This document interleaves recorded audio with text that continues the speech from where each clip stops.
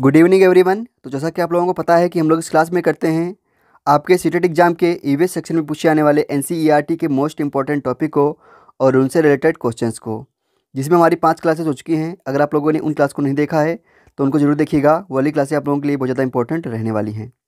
तो क्लास को शुरू करें उससे पहले सभी लोग क्लास को शेयर कर दीजिए और जो भी चैनल पर नए हैं वो लोग चैनल को सब्सक्राइब कर लेंगे। आप लोगों की डिमांड पर क्वेश्चंस की संख्या को बढ़ा दिया गया है, तो क्लास को शुरुआत से आखिर तक देखिएगा बिना स्किप किए हुए। सभी लोग एक बार क्लास को लाइक कर देंगे और चैनल को सब्सक्राइब कर लेंगे, फिर क्लास को शुरू किया जाएगा। तो आई होप आप लोगों ने क्लास को लाइक कर दिया होगा और जो चैनल पर नए होंगे उन लोगों ने चैनल को सब्सक्राइब कर लिया होगा। तो आज हम लोग बात करने वाले हैं पौधों के बारे में, या फिर जिसको आप इंग्लिश में बोलते हैं प्लांट्स, जिसमें हमारा पहला टॉपिक है पौधों की विशेषताएँ। इसमें लिखा गया है पौधों को पानी देने से मुरझाई पत्तियाँ हरी हो जाती हैं क्योंकि उनमें प्रकाश संश्लेषण की क्रिया से भोजन बनता है। तो हमें पता है जो पौधे होते हैं वो पत्तियों के द्वारा प्रकाश संश्लेषण की क्रिया से भोजन बना लेते हैं। अब आगे यहाँ पर लिखा गया है प्रकाश संश्लेषण की क्रिया में कार्बन डाइऑक्साइड, जल, सूर्य का प्रकाश एवं क्लोरोफिल की आवश्यकता होती है। नेक्स्ट में लिखा गया है पत्तियों में हरे रंग क्लोरोफिल के कारण होता है। जो पत्तियों में हरा रंग होता है वह क्लोरोफिल के कारण होता है। नेक्स्ट में लिखा गया पौधे जो होते हैं वह ऑक्सीजन व कार्बन डाइऑक्साइड दोनों का निष्कासन करते हैं। नेक्स्ट हमारा टॉपिक है रेगिस्तानी ओक या फिर डेजर्ट ओक के बारे में, जो कि आप लोगों के लिए बहुत ज़्यादा इंपॉर्टेंट है क्योंकि यहाँ से क्वेश्चंस आपके पूछे जा चुके हैं। जिसमें लिखा गया है रेगिस्तानी ओक जो होता है वह 10 फुट लंबा पौधा होता है और इसकी जड़ें जो होती हैं वह 300 फुट गहरी तक जाती हैं और इसमें पत्तियाँ कम होती हैं। अब आगे लिखा गया है ऑस्ट्रेलिया में रेगिस्तानी ओक पाया जाता है जिसकी जड़ें उसके तने से 30 गुना लंबी होती हैं। इसके तने में पानी इकट्ठा रहता है। आप लोग इन पॉइंट्स को नोट डाउन करते चलेंगे कि रेगिस्तानी ओक जो पेड़ होता है वह ऑस्ट्रेलिया में पाया जाता है और इसकी जड़ें जो होती हैं वह इसके तने से 30 गुना लंबी होती हैं और इसके तने में पानी इकट्ठा या एकत्र रहता है। नेक्स्ट टॉपिक है हमारा सूखे पत्तों से चित्र। अब आप लोग जो ये इमेज देख पा रहे होंगे, ये जो इमेज है ये विष्णु चिलचरकर जी की है जो इंदौर मध्य प्रदेश में रहते थे और ये जो है सूखे पत्तों से बढ़िया चित्रकारी करते थे, जैसा कि आप यहाँ पर इमेज में देख पा रहे होंगे। नेक्स्ट टॉपिक है हमारा मधुबनी चित्रकला के बारे में, जिसमें लिखा गया है मधुबनी चित्रकला बिहार के मधुबनी जिले से फैली हुई है। इसमें चावल के घोल में प्राकृतिक रंग जैसे नील हो गया, हल्दी हो गया, इनको मिलाकर इंसान, जानवर, पेड़, फूल, पक्षी, मछली व अन्य जंतुओं के साथ रखकर चित्र को बनाया जाता है। तो आप लोग यहाँ पर इसको नोट डाउन कर सकते हैं। यहाँ से आपका क्वेश्चन काफ़ी बार सीटीटी एग्जाम में पूछा गया है। नेक्स्ट हमारा है परागकण। परागकण क्या होता है इसके बारे में हम लोग बात करेंगे। लिखा गया है पंखुड़ियों के अंदर फूल के बीच में कुछ पतली पाउडर जैसी रचनाएं दिखाई देती हैं जिन्हें परागकण कहते हैं। परागकण पाउडर जैसे होते हैं। परागकण वह प्रक्रिया है जिसके द्वारा पौधे प्रजनन करते हैं। नेक्स्ट हमारा है बरगद का वृक्ष या फिर बनियन ट्री, जिसमें लिखा गया है बरगद सबसे पुराने वृक्षों में से एक है। बरगद से सहारा देने वाली जड़ें निकलती हैं। जैसा कि आप लोग यहाँ पर देख पा रहे होंगे, ये इनकी जड़ें होती हैं जो इस वृक्ष को सहारा प्रदान करती हैं। ये इनकी जड़ें होती हैं। आप में से काफ़ी सारे लोगों ने बरगद का वृक्ष देखा होगा। आगे लिखा गया है बरगद का वृक्ष सैकड़ों वर्षों तक जीवित रह सकता है। तो आप लोग इन पॉइंट्स को नोट डाउन करते चलिएगा। अब आगे हम लोग यहाँ पर कुछ महत्वपूर्ण बिंदुओं के बारे में बात करने वाले हैं। आप लोग ध्यान से देखिएगा और नोट डाउन करते चलिएगा। लिखा गया है फूलों की घाटी उत्तराखंड में स्थित है। तो हमें पता है जो वैली ऑफ फ्लावर है या उत्तराखंड में स्थित है। नेक्स्ट में लिखा गया है कचनार के फूल की सब्जी यूपी में तथा केले के फूल की सब्जी केरल में खाई जाती है। नेक्स्ट में लिखा गया है महाराष्ट्र में सहजन के फूल के पकौड़े बनते हैं।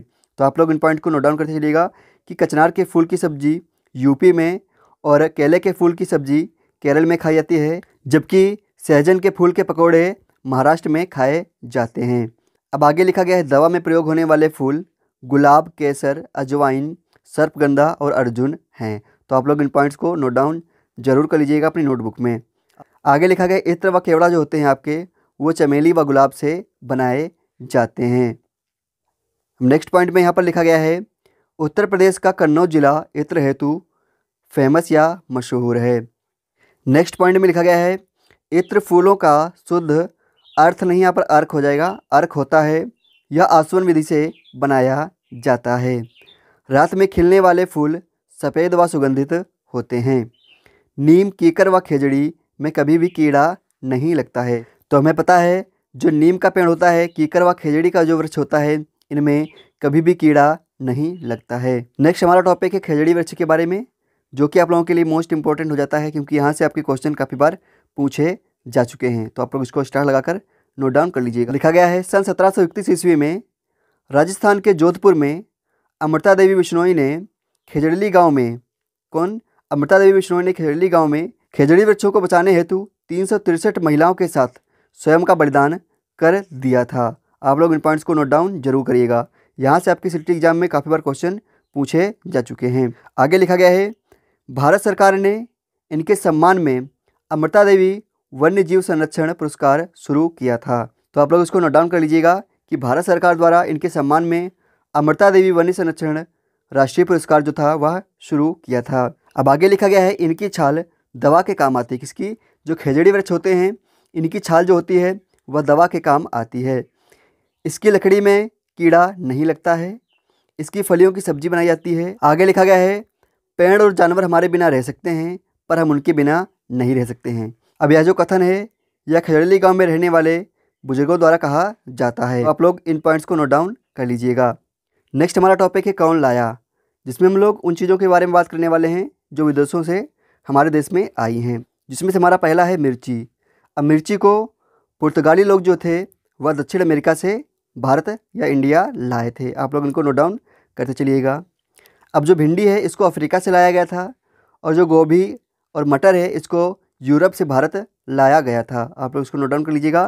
भिंडी को अफ्रीका से, जबकि मटर और गोभी को जो है यूरोप से भारत लाया गया था। आपकी जो चाय जो है वह असम से लाई गई है, और सोयाबीन को चीन से लाया गया है। बैंगन, मूली, सेम, करेला, पालक, मेथी, आम, संतरा, बेर, केला, ये सब क्या हैं? ये सब हमारे भारतीय फल हैं या फिर सब्जियां हैं। आप लोग इनको नोट डाउन कर लीजिएगा। नेक्स्ट हमारा है थ्रेसर। अब ये क्या होता है इसके बारे में हम लोग बात करेंगे। लिखा गया दानों को बाली से अलग करने हेतु थ्रेसर का उपयोग किया जाता है। जैसा कि आप लोग यहाँ पर देख पा रहे होंगे, एक मशीन होती है जिसके द्वारा गेहूं को बाली से अलग किया जाता है, और इसी को क्या बोलते हैं? इसी को थ्रेसरिंग बोलते हैं। पुराने ज़माने में जब यह मशीन नहीं हुआ करती थी तो जो है किसान हाथों द्वारा उसको किसी पत्थर पर पटक पटक कर बाली से अलग करते थे। नेक्स्ट हमारा टॉपिक है निष्पवान या विनोइंग। ये क्या होता है इसके बारे में हम लोग बात करेंगे। लिखा गया है दाने को भूसे से अलग करने की प्रक्रिया निष्पवान कहलाती है। आप लोग इसको नोट डाउन कर लीजिएगा। दाने से भूसे को अलग करने की जो क्रिया होती है इसको निष्पवान कहते हैं। जैसा कि आप लोग यहाँ पर इमेज में देख पा रहे होंगे, एक महिला एक स्टूल पर खड़ी हुई है और किसी बर्तन में उसने अनाज को लिया हुआ है। अब वह ऊंचाई से उस अनाज को नीचे गिरा रही है। अब यहाँ पर क्या होता है, यहाँ पर जो है अनाज को गिराते वक्त अनाज में हवा लगती है, जिससे जो भूसा होता है वह उड़ के दूर चला जाता है, और जो अनाज होता है वह एक जगह पे इकट्ठा हो जाता है। क्यों? क्योंकि अनाज जो होता है वह वजन होता है और भूसा जो होता है वह हल्का होता है। नेक्स्ट है कीटाहारी पौधे। आप लोगों को पता होगा कि कई सारे पौधे ऐसे होते हैं जो कीटों को खाते हैं या फिर उनका शिकार करते हैं, जिसमें से एक लिफेंथीज भी है, जिसे आप लोग घटपर्णी या फिर पीचर प्लांट भी बोलते हैं। लिखा गया है नेपेंथीज कीटाहारी पौधा है, यह इंडोनेशिया और भारत के मेघालय में पाया जाता है। कुछ अन्य जो कीटाहारी पौधे हैं उनके नाम यहाँ पर लिखे गए हैं, आप लोग इनको नोट डाउन कर सकते हैं। नेक्स्ट टॉपिक है हमारा वेलक्रो। इसमें लिखा गया है वेलक्रो का आविष्कार जॉर्ज मेस्टल ने 1948 में किया था। यह उन्होंने बीज के हुक व कुत्ते पर बीज चिपके देखकर किया था। अब जो वेलक्रो का आविष्कार था यह जॉर्ज मेस्टल ने कुत्ते पर जो इसके बीज थे उसको चिपके हुए देखकर किया था कि ये कैसे चिपके हुए हैं। वेलक्रो क्या होता है? आप लोगों ने देखा होगा जो सैंडल वगैरह होती हैं इसमें जो काला काला लगा होता है, जिसमें छोटे छोटे टाइनी हुक बने होते हैं, इस प्रकार से उसी को बोलते हैं वेलक्रो। अब हम लोग आज की क्लास के सहित जो पुरानी 6 क्लासेस हो चुकी हैं उन सभी क्लासों के क्वेश्चंस यहाँ पर करने वाले हैं। तो क्वेश्चंस करें उससे पहले एक छोटी सी इन्फॉर्मेशन है। आप में से काफ़ी सारे लोगों ने टेलीग्राम, व्हाट्सएप और यूट्यूब पर कमेंट किया था और मैसेज किए थे कि सर सीटीईटी के लिए बेस्ट बुक्स या किताबें कौन सी रहने वाली हैं, एक बार बता दीजिए। तो मेरे हिसाब से जो सबसे अच्छी या जो सबसे बेस्ट किताबें रहने वाली हैं वो अग्रवाल एग्ज़ाम कार्ड की रहने वाली हैं। अगर आप लोग इन किताबों से तैयारी कर लेते हैं तो आपका सीटीईटी एग्ज़ाम पास होने से कोई नहीं रोक सकता, क्योंकि यहाँ पर आप लोगों को वर्ष 2011 से 2023 तक के पेपर्स मिल जाते हैं और हमें पता है कि सीटीटी में बार बार क्वेश्चंस को घुमा फिरा कर पूछा जाता है, क्योंकि जो उसका सिलेबस है वह सीमित है। उसी सिलेबस के दायरे में रहकर वो लोग क्वेश्चंस को बनाते हैं, इसीलिए बार बार सेम क्वेश्चंस को हम लोगों ने रिपीट होते हुए देखा है। तो मेरे हिसाब से ये किताबें आप लोगों के लिए बेस्ट हैं, आप इन्हें खरीद सकते हैं अपनी तैयारी करने के लिए। यहाँ पर आपको सीडीपी, इंग्लिश, सामाजिक विज्ञान, गणित और विज्ञान और पेपर 2 के सॉल्व्ड पेपर साथ ही साथ में अपने सब्जेक्ट के हिसाब से बुक को खरीद सकते हैं। जिसको भी इन बुक्स को खरीदना है, लिंक डिस्क्रिप्शन बॉक्स में दिया गया है, वहाँ से जाकर आप लोग इन किताबों को खरीद सकते हैं। किताबें जो हैं बहुत ही बेहतरीन हैं। अगर आप लोग इन किताबों से अभी से तैयारी करना शुरू कर देते हैं तो आप लोग सीटीटी एग्जाम में पास होने के साथ में एक अच्छा स्कोर भी कर पाएंगे। तो चलिए आज के हम लोग क्वेश्चंस को कर लेते हैं। हमारा पहला क्वेश्चन है, किस राज्य में लोग नदी को पार करने हेतु वल्लभ या छोटी नाव का इस्तेमाल करते हैं।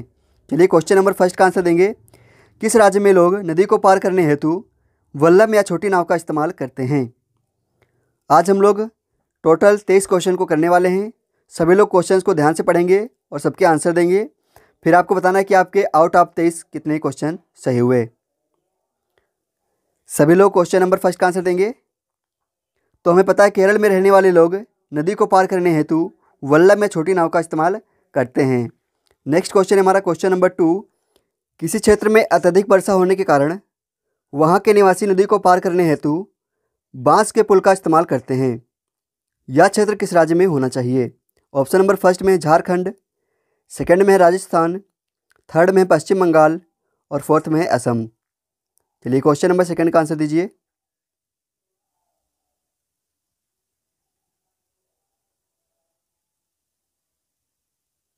तो हमें पता है असम राज्य में लोग नदी को पार करने हेतु बांस के बने पुल का प्रयोग करते हैं। नेक्स्ट क्वेश्चन है हमारा क्वेश्चन नंबर 3, निम्नलिखित में से किस राज्य में लोग नदी को पार करने हेतु ट्रॉली या पुली का इस्तेमाल करते हैं। ऑप्शन नंबर फर्स्ट में लिखा गया जम्मू एंड कश्मीर, सेकंड में लिखा गया उत्तराखंड, थर्ड में लद्दाख और फोर्थ में तमिलनाडु। चलिए क्वेश्चन नंबर 3 का आंसर दीजिए। तो हमें पता है लद्दाख के लोग जो है वो नदी को पार करने हेतु ट्रॉली या पुली का इस्तेमाल करते हैं। तो इसका आंसर नंबर 3 यहाँ पर बिल्कुल सही हो जाता है। नेक्स्ट क्वेश्चन है हमारा क्वेश्चन नंबर 4, निम्नलिखित में से किस राज्य के लोग एक स्थान से दूसरे स्थान तक जाने के लिए जुगाड़ गाड़ी का इस्तेमाल करते हैं। ऑप्शन नंबर फर्स्ट में लिखा गया है गुजरात, सेकंड में लिखा गया है हरियाणा, थर्ड में लिखा गया है उत्तर प्रदेश और फोर्थ में लिखा गया है पंजाब। चलिए क्वेश्चन नंबर 4 का आंसर देंगे, किस राज्य के लोग एक स्थान से दूसरे स्थान तक जाने के लिए जुगाड़ गाड़ी का इस्तेमाल करते हैं। तो हमें पता है गुजरात राज्य के लोग एक स्थान से दूसरे स्थान तक जाने के लिए जुगाड़ गाड़ी का इस्तेमाल करते हैं। नेक्स्ट क्वेश्चन है हमारा क्वेश्चन नंबर 5, किसी पशु के विषय में नीचे दिए गए विवरण को पढ़िए और उस पशु की पहचान कीजिए। लिखा गया है यह भालू जैसा दिखता है परंतु भालू नहीं है। यह दिन के लगभग 17 घंटे वृक्ष की शाखाओं से उल्टे लटक कर सोता है। यह जिस वृक्ष पर रहता है उसी की पत्तियां खाता है। यह लगभग 40 वर्षों तक जीवित रहता है। यह इनमें से कौन सा जानवर हो जाएगा, आप लोगों को बताना है। क्वेश्चन नंबर 5 का आंसर देंगे। कई बार ये वाले क्वेश्चन हम लोग कर चुके हैं। क्या रहेगा इसका आंसर? इसका आंसर हो जाएगा स्लॉथ। आंसर नंबर फर्स्ट यहाँ पर बिल्कुल सही हो जाएगा। नेक्स्ट क्वेश्चन है हमारा क्वेश्चन नंबर 6, नीचे दिए गए जीवों के समूह में से किनकी दृष्टि श्रेष्ठ होती है तथा वे मनुष्य की तुलना में 4 गुना अधिक दूरी तक वस्तुओं को देख सकते हैं। ऑप्शन नंबर फर्स्ट में लिखा गया है मधुमक्खी, मच्छर और तितली, सेकेंड में लिखा गया है बाघ, तेंदुआ और सांप, थर्ड में लिखा गया सांप, रेशम कीट और छिपकली और फोर्थ में लिखा गया है चील, बाज और गिद्ध। चलिए क्वेश्चन नंबर 6 का आंसर दीजिए। तो क्वेश्चन नंबर 6 का आंसर नंबर फोर्थ चील, बाज और गिद्ध जिसने भी लगाया है उसका यहाँ पर सही हो जाता है। नेक्स्ट क्वेश्चन हमारा क्वेश्चन नंबर 7, जानवरों में कान के आकार का संबंध किस चीज़ से होता है। ऑप्शन नंबर फर्स्ट में लिखा गया है शरीर के वजन से, सेकंड में लिखा गया सुनने की शक्ति से, थर्ड में लिखा गया शरीर की लंबाई से और फोर्थ में लिखा गया शरीर के रंग से। जानवरों में कान के आकार का संबंध किस चीज़ से होता है। तो हमें पता है जानवरों में कान के आकार का संबंध उनके सुनने की शक्ति से होता है। नेक्स्ट क्वेश्चन है हमारा क्वेश्चन नंबर 8, पक्षी अपनी गर्दन बहुत हिलाते हैं, इसका कारण क्या है। चलिए क्वेश्चन नंबर 8 का आंसर देंगे। जो पक्षी होते हैं वो अपनी गर्दन को बहुत अधिक हिलाते रहते हैं, जिसका कारण क्या होगा सभी लोग बताएंगे।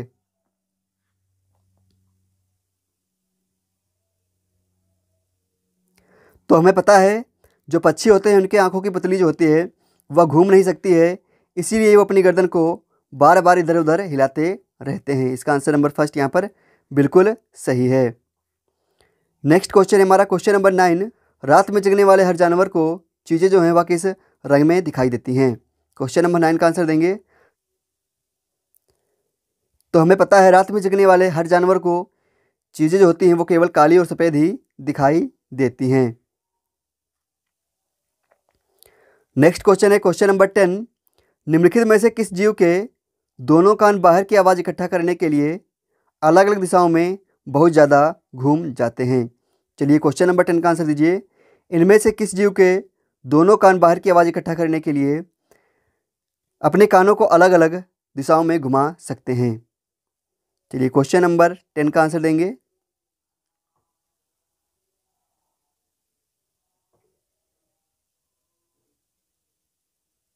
तो हमें पता है जो बाघ होता है वह अपने दोनों कानों को बाहर की आवाज़ इकट्ठा करने के लिए अलग अलग दिशाओं में घुमा सकता है।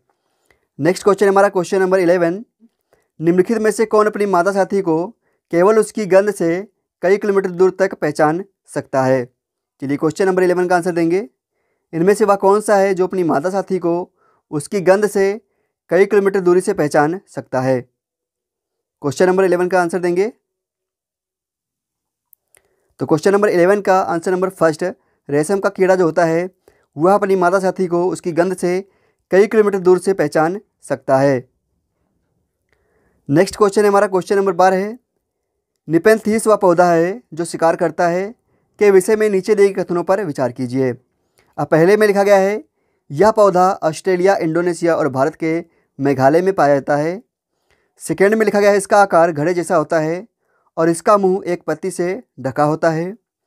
थर्ड में लिखा गया है यह केवल छोटे कीड़े मकोड़ों को फंसाकर उनका शिकार करता है। और फोर्थ में लिखा गया है यह छोटे कीड़े मकोड़ों को खींचने के लिए मोहक आवाज़ें निकालता है जो इसमें फंस जाते हैं और बाहर नहीं निकल पाते हैं। चलिए बताइए इनमें से कौन से कथन जो हैं वो सही हो जाएंगे? क्वेश्चन नंबर 12 का सभी लोग आंसर देंगे। इनमें से कौन कौन से कथन सही हो जाएंगे सभी लोग बताएंगे।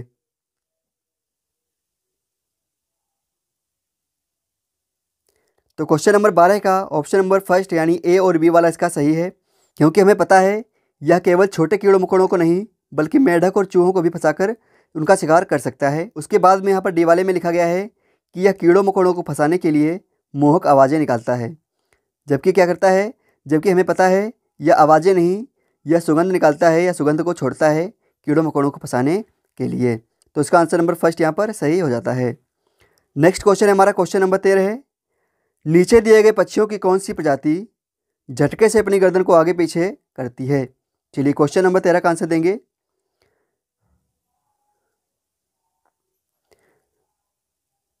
तो हम लोगों ने इसके बारे में बात करी थी। जो मैना पक्षी होता है वह अपनी गर्दन को झटके से आगे पीछे करता है। तो इसका आंसर नंबर फोर्थ बिल्कुल सही हो जाता है। नेक्स्ट क्वेश्चन हमारा क्वेश्चन नंबर 14 है। निम्नलिखित पक्षियों में से कौन काफ़ी हद तक अपनी गर्दन को पीछे तक घुमा सकता है? चलिए क्वेश्चन नंबर 14 का आंसर देंगे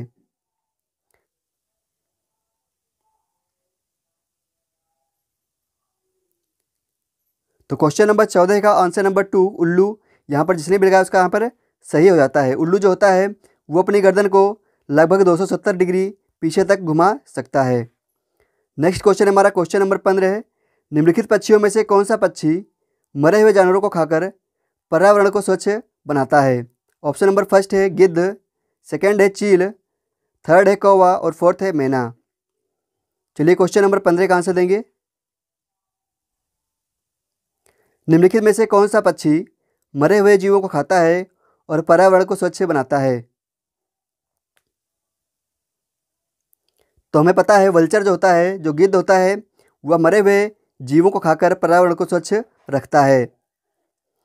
नेक्स्ट क्वेश्चन हमारा क्वेश्चन नंबर 16 है। निम्नलिखित में से कौन सा पक्षी पेड़ों के तनों में छेद करके उसमें छिपे कीड़ों को खाता है? चलिए क्वेश्चन नंबर 16 का आंसर देंगे। निम्नलिखित में से कौन सा पक्षी पेड़ों के तनों में छेद करके उसमें छिपे हुए कीड़ों को खाता है?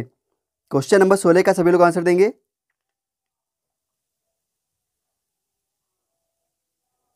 तो क्वेश्चन नंबर 16 का आंसर नंबर सेकेंड यानी कठफोड़वा जो पक्षी होता है वह पेड़ों के तने में छेद करके उसमें छिपे हुए कीड़ों मकोड़ों को खाता रहता है।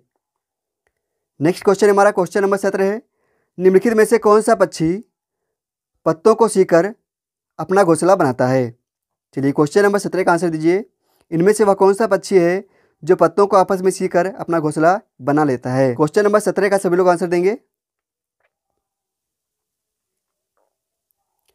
तो इसका आंसर इसके नाम से ही आप लोगों को लगा देना चाहिए था। क्या हो जाएगा इसका आंसर? इसका आंसर हो जाएगा दर्जन चिड़िया। इसका आंसर नंबर फर्स्ट बिल्कुल सही हो जाएगा। नेक्स्ट क्वेश्चन है हमारा क्वेश्चन नंबर 18। नेपेंथीस एक ऐसा पौधा है जो मेढकों, कीड़े मकोड़ों और चूहे जैसे छोटे जीवों को अपने अंदर फंसाकर खा जाता है। यह हमारे देश में कहाँ पर पाया जाता है। चलिए क्वेश्चन नंबर 18 का आंसर देंगे। नेपेंथीस या जो घटपर्णी होता है, जिसे आप पीचर प्लांट बोलते हैं, इसके कई सारे नाम हैं। क्या क्या नाम है इसके? इसका नाम है नेपेंथीस, पीचर प्लांट, घटपर्णी, ये सारे इसी के नाम हैं। ये हमारे देश में कहाँ पर पाया जाता है, सभी लोग बताएंगे। तो क्वेश्चन नंबर 18 का आंसर नंबर 3 जिसने भी लगाया उसका यहाँ पर बिल्कुल सही होता है। हमें पता है नेपेंथीस जो पौधा होता है वह भारत के मेघालय राज्य में पाया जाता है। नेक्स्ट क्वेश्चन है हमारा क्वेश्चन नंबर 19। निम्नलिखित में से विश्व का पहला तेल कुआं कहाँ खोदा गया था। सभी लोग बताएंगे इनमें से विश्व का पहला तेल कुआं कहाँ पर खोदा गया था। तो हमें पता है विश्व का पहला तेल कुआं जो था वह पेंसिल्वेनिया यूएसए में खोदा गया था। इसका आंसर नंबर 3 बिल्कुल सही होता है। नेक्स्ट क्वेश्चन हमारा क्वेश्चन नंबर 20 है। निम्नलिखित में से असम में सबसे पहले तेल का कुआं कहाँ पर खोजा गया था। सभी लोग क्वेश्चन नंबर 20 का आंसर देंगे।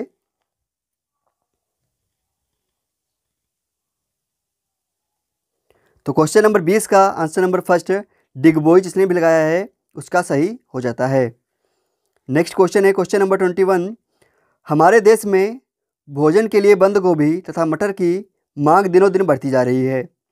यह हमारे देश में किस देश से लाए गए थे। चलिए क्वेश्चन नंबर 21 का सभी लोग आंसर देंगे। बंद गोभी और मटर हमारे देश में किस देश से लाए गए थे।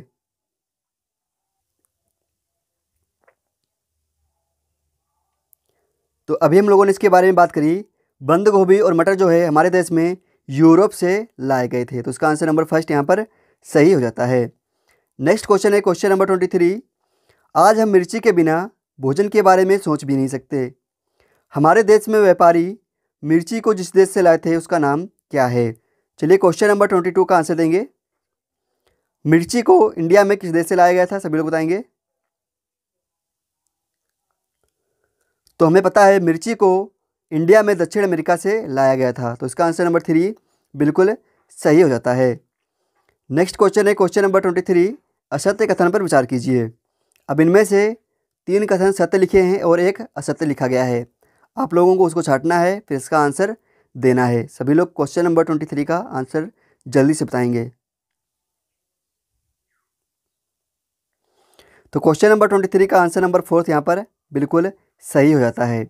अब आप लोग बताएंगे कि आपके आउट ऑफ 23 कितने क्वेश्चन सही हुए हैं। सभी लोग एक बार बताएंगे कि आपके आउट ऑफ 23 कितने क्वेश्चन सही हुए हैं। उम्मीद है आप लोगों को आज की क्लास अच्छी लगी होगी। अगर आप लोगों को क्लास अच्छी लगी है तो वीडियो को लाइक करने के साथ में अपने उन फ्रेंड्स के पास में शेयर कर दीजिए जो सीटीटी एग्जाम की तैयारी कर रहे हों। चलिए मिलते हैं आप लोगों को नेक्स्ट वीडियो में, तब तक के लिए जय हिंद, जय भारत।